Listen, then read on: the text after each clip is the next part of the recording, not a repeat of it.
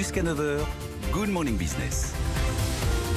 Il est 7h22 et s'il y a une chose dont les entreprises auront profité pendant cette crise, il faut bien qu'il y ait des aspects positifs, c'est le regain de confiance de la part du public, de la part des Français, de la part des consommateurs. On va voir ça avec Bernard Sananès, le président de l'Institut ELAB. Bonjour Bernard. Bonjour. Merci d'être avec nous ce matin parce que votre étude, elle nous met du baume au cœur. En tout cas, elle met du baume au cœur aux entrepreneurs, aux patrons de PME, un peu moins aux grands patrons qui ont encore des efforts à faire. Mais les Français les aiment. 8 Français sur 10, désormais, ont une vision positive de l'entreprise. Alors, comme dans d'autres domaines, c'est une tendance qui était déjà présente, qu'on sentait depuis 2017. C'est la première vague de l'étude. On a refait pour l'Institut de l'entreprise aujourd'hui, presque 3 ans après. Mais c'est vrai que cette tendance s'est accélérée. Pourquoi ? Parce que les Français ont trouvé que les entreprises étaient à la hauteur de la crise, parce qu'elles s'étaient mobilisées pour l'aspect sanitaire, parce qu'elles avaient réussi à assurer les services essentiels. Et donc, c'est vrai, et c'est d'ailleurs intéressant de noter, il y a un couple entreprise, collectivité locale. C'est le couple qui a été jugé le plus à la hauteur. Le maire notamment. Oui, parce qu'il a cet engagement d'efficacité. On a eu le sentiment face aux lourdeurs de l'État. L'État est jugé plus sévèrement. Il y a moins d'un Français sur 2 qui trouve que l'État était à la hauteur, alors qu'on a 7 Français sur 10 pour les collectivités locales et les entreprises. Et ce couple, en fait, collectivité locale et entreprise, il a été perçu comme efficace, comme réactif et comme apportant des réponses concrètes aux difficultés que nous avons tous connues. Et les réponses concrètes, notamment en matière de santé publique, la mise en place finalement des gestes barrières, ce genre de choses. Oui, c'est vrai que souvent on se dit, mais est-ce que l'entreprise ne va pas, transiger avec ces questions? On a essayé d'opposer l'économie au sanitaire. Eh bien, le vécu dans l'entreprise. Et d'ailleurs, ce qui est intéressant aussi, parce que cette étude est en profondeur, on peut le voir sur les salariés. Les salariés sont souvent à l'image de l'ensemble des Français dans leur jugement sur l'entreprise. Vous savez, parfois, il y a ce décalage. Quand vous êtes à l'extérieur, vous voyez la situation plus jolie.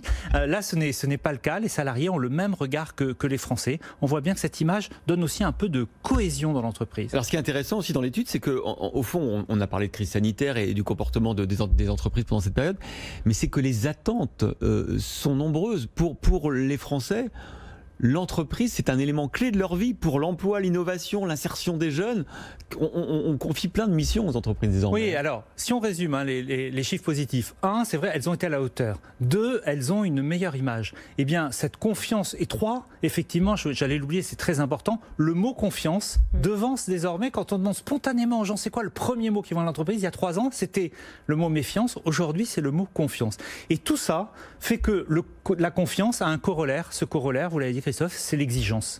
En fait, on fait plus confiance aux entreprises, mais on attend plus d'elles. Et comme dans le même temps, on voit que l'État ne répond pas partout, on ne se dit pas que les entreprises vont se substituer à l'État, ce n'est pas ça, mais en tout cas qu'il y a des domaines où l'entreprise peut répondre. Et justement, quels sont les critères sur lesquels l'entreprise est le plus attendue par ses salariés? Alors, d'abord, on ne sera pas surpris dans le contexte, bien sûr, la sécurité et la santé des salariés sur leur lieu de travail. Le contexte sanitaire reste fort, mais de toute façon, on voit bien dans la société dans son ensemble que cette question de la santé, du bien-être, de l'environnement, de l'alimentation est devenu majeur.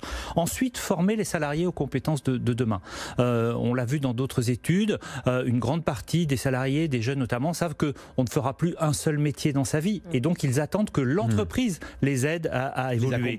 Ensuite, l'égalité professionnelle homme-femme. Donc là, vous voyez, c'est pas seulement sur ce qui était traditionnellement, j'allais dire, le cœur de métier économique de l'entreprise. On attend que sur les questions sociétales, l'entreprise soit également présente. Partager enfin plus équitablement les profits, la question de l'injustice reste forte, mais on voit bien que ce sujet recule un petit peu. Et puis enfin, là aussi l'actualité, favoriser l'insertion des jeunes de l'entreprise, là l'attente est extrêmement forte. Alors est-ce qu'il y a des secteurs, Bernard Sananès, qui ont encore plus profité que les autres de cette période de crise pour finalement être mieux perçus par les Français? Oui, il y a notamment, j'en cite 2, ce n'est pas dans cette étude, c'est dans d'autres chiffres que nous avons, une étude qui a été faite juste après la sortie du confinement, 2 secteurs d'activité notamment qui sont sortis particulièrement renforcés. C'est le secteur de la grande distribution et également le secteur de l'eau, des déchets, des services à l'environnement. Voilà.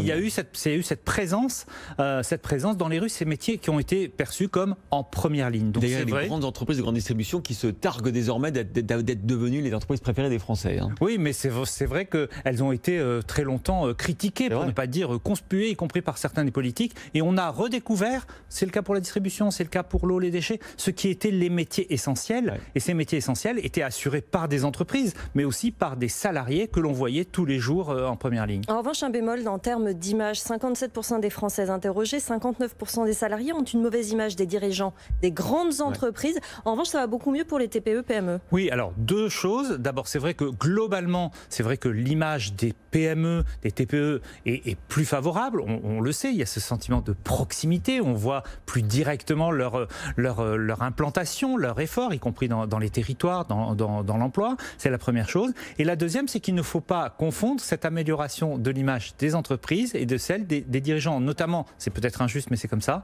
pour les dirigeants des grandes entreprises. Vous le savez, on est dans un moment de défiance très forte vis-à-vis, comme on dit, de ceux d'en haut, vis-à-vis de ceux qui dirigent, de ceux qui décident. Cette défiance, elle frappe très fortement les politiques. Elle frappe aussi les dirigeants des grandes entreprises. Alors, on leur trouve des qualités, mais c'est vrai qu'ils sont perçus, justement, comme notamment distants et pas assez sincères. Oui, mais on comprend pourquoi, Bernard, en regardant l'étude avec précision, cette défiance, elle est liée au partage de la valeur ajoutée, au fait que les écarts de salaire se sont considérablement accrus au cours des 20 dernières années. Tous les économistes le disent, et c'est ce que reprochent les Français interrogés. Ils disent, il faudrait, on parle un peu de la RSE aussi, quelque part, ça va ensemble, une meilleure répartition des profits et des revenus dans les grandes entreprises. Vous avez raison, c'est un des points qui est évoqué. Il l'est moins qu'il y a 3 ans. Ouais, Est-ce que les entreprises sont perçues comme faisant plus d'efforts?